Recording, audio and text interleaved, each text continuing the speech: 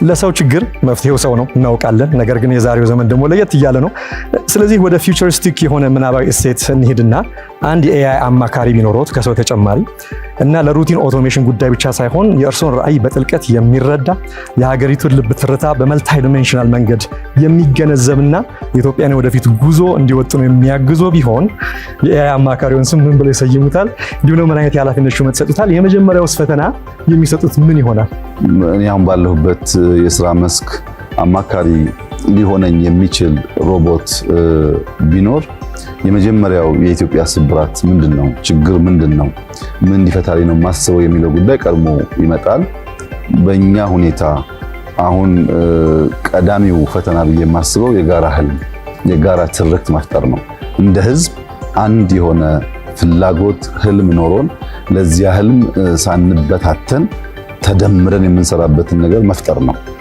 ጠላቶቻችን ዋና ዓላማቸው መከፋፈል ነው። በሃይማኖት፣ በዘር፣ በሆነ መልኩ የኢትዮጵያን ህዝብ መከፋፈል የየዕለት ስራቸው።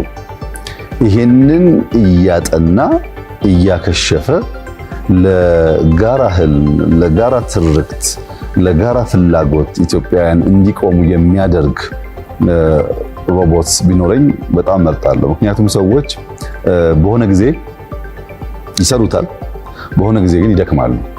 ቀን ይሰራሉ፣ ማታ ይተኛሉ።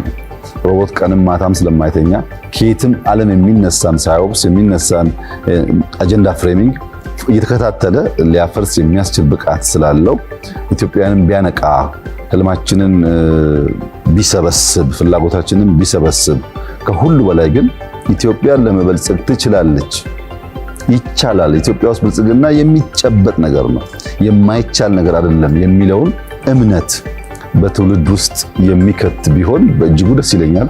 በየቀኑ ያለብን ፈተና እንችላለን፣ እንበርታ፣ እንስራ የሚለውን እሳቤ በወጣቶች አእምሮ ውስጥ ማስቀመጥ ስለሆነ ይህን የሚፈጽምልኝ ሮቦት ልታመጣልኝ ከቻልክ ሙሉ ወይም ጥበብ ማናህሎሽ